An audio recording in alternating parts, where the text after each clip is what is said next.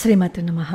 ఈ మాఘమాసంలో సూర్యారాధన చేస్తే, ఒక్క మాఘమాసం ఏంటి, ప్రతిరోజు సూర్యారాధన చేస్తే వాళ్ళకి ఎటువంటి సమస్యలైనా సరే దూరం అవుతాయి. అది ధన సమస్య కావచ్చు, పుత్రుల సమస్య కావచ్చు, లేదు అంటే ఆరోగ్య సమస్య అయి ఉండొచ్చు. ఏ సమస్య అయినా సరే ప్రత్యక్ష భగవానుడైన సూర్యుడిని చూస్తూ, మగవాళ్ళైతే అర్ఘ్యం వదులుతూ, ఆడవాళ్ళు సూర్య నమస్కారం చేసి ఈ సూర్యమండల స్తోత్రాన్ని ప్రతి నిత్యం చదివితే అద్భుతమైన ఫలితం ఉంటుంది. ఈ విషయాన్ని మనకి మహాభారతంలో ధౌమ్య మహర్షి ధర్మరాజుల వారికి చెప్తారనమాట. ధర్మరాజుల వారు అరణ్యవాసం చేస్తున్నప్పుడు అడుగుతారు, మహర్షి నాతో పాటు నన్ను నమ్ముకొని అందరూ వచ్చేసారు కదా, వాళ్ళకి నేను ఏం పెట్టి పోషించాలి, అలా అని వాళ్ళని ఎలా వదిలేయాలి, నాకు అర్థం కావట్లేదు, ఏదైనా ఒక మార్గం చూపించండి అని చెప్పి అడిగితే అప్పుడు ధౌమ్య మహర్షి యోగ దృష్టితో చూసి అప్పుడు చెప్తారు, రాజా ఈ సమస్త ప్రాణులను కాపాడేది ఎవరు? సూర్యుడే కదా. ఈ సృష్టి ఆరంభంలో ప్రాణులన్నీ ఆకలితో అలమటించేస్తున్నాయి. అప్పుడు ఈ సూర్య భగవంతుడు ఏం చేశారు అంటే, ఈ భూమి అనే క్షేత్రాన్ని సిద్ధం చేసి ఉంచితే చంద్రుడు అందులో ఓషధులు అనే బీజాలని నాటారు. అప్పుడు ఈ ప్రాణులన్నింటికి తినడానికి ఆహారం వచ్చింది. అలా వాళ్ళ ప్రాణాలన్నీ నిలబడ్డాయి. ఈ సమస్త సృష్టికి ఆధారభూతుడైన వాడు సూర్యుడు. ఆయన్ని శరణాగతి చేయి, నీకు ఎటువంటి సమస్య అయినా సరే తీరిపోతుంది అని చెప్పి ధౌమ్య మహర్షి ధర్మరాజుల వారికి చెప్తారనమాట. అలా చెప్తూ, ఇది పూర్వం బ్రహ్మ స్వయంగా చేసిన స్తోత్రం, ఆయన స్వయంగా సూర్యుడిని స్తుతించారు అంటూ సూర్యుడి యొక్క 108 నామాలని ధర్మరాజుల వారికి చెప్తారనమాట.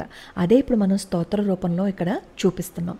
ఎవరైతే ఈ స్తోత్రాన్ని నిత్యం నియమనిష్టలతో, అంటే పొద్దున్నే స్నానం చేసేసి సూర్యుడు ఉదయించే వేళ సూర్యుడికి నమస్కారం చేసుకుంటూ ఈ స్తోత్రాన్ని చేయాలి. మాఘమాసంలో అయితే మద్యము మాంసము అసలు ముట్టకూడదు. ప్రతిరోజు అయితే మామూలుగా స్నానం చేసేసి సూర్యుడికి నమస్కారం చేసుకుంటూ ఈ స్తోత్రం చదివి ఆదివారం మాత్రం మాంసం మానేయాలి.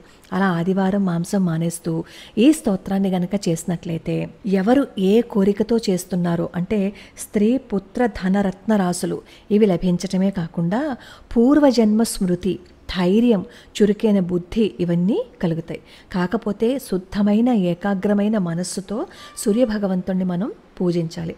అలా చేస్తే ఏవైతే బాధలు ఉన్నాయో అవన్నీ తొలగిపోతాయి. కానీ మనం పాటించాల్సిందేంటో తెలుసా? ధర్మాన్ని పాటించాలి.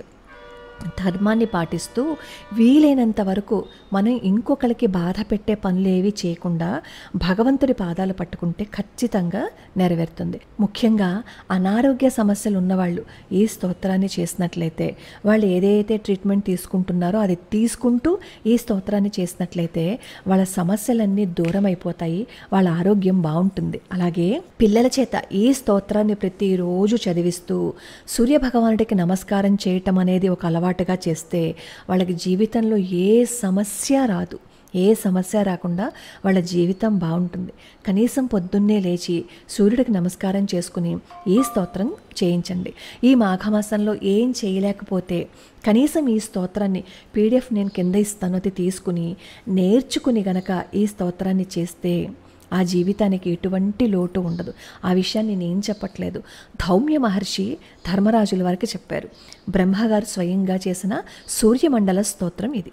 ధౌమ్యౌవాచ సూర్యోర్యమా భగస్త్వష్టా పూషార్కః సవితా రవిః గభస్తిమానజః కాలః మృత్యుర్ధాతా ప్రభాకరః పృథివ్యాపశ్చ తేజశ్చాఖం వాయుశ్చ పరాయణం సోమో బృహస్పతిః శుక్రః బుధోంగారక ఏవ చ ఇంద్రో వివస్వాన్ దీప్తాంశు శుచిః సౌరిశ్చ నైశ్చరః బ్రహ్మా విష్ణుశ్చ రుద్రశ్చ స్కందో వైవరుణో యమః వైద్యుతో జాఠరశ్చాగ్నిః ఐంధనస్తేజసాం పతిః ధర్మధ్వజో వేదకర్తా వేదాంగో వేదవాహనః కృతం త్రేతా ద్వాపరశ్చ కలిః సర్వమలాశ్రయః కళాకాష్ఠా ముహూర్తాశ్చ క్షపాయామస్తథా క్షణః సంవత్సరకరో స్వత్తః కాలచక్రో విభావసుః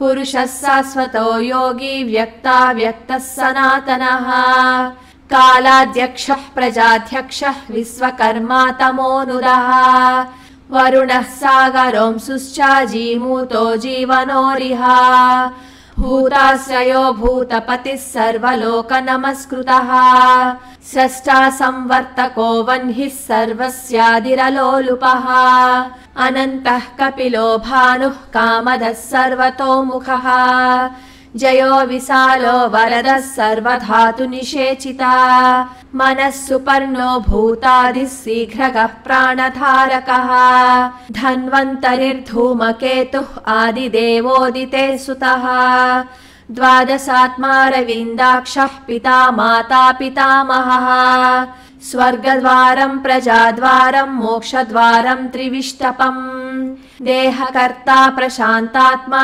विश्वात्मा विश्वतोमुखः चराचरात्मा सूक्ष्मात्मा मैत्रेयः करुणान्वितः एतद्वै कीर्तनीयस्य सूर्यस्यामित तेजसः नामाष्टशतकं चेदं प्रोक्तमेतत् स्वयंभुवा सुरगणपितृयक्षसेवितं ह्यसुरनिशाचर सिद्धवन्दितं वरकनकहुताशनप्रभं प्रणिपतितोऽस्मि हिताय भास्करम्।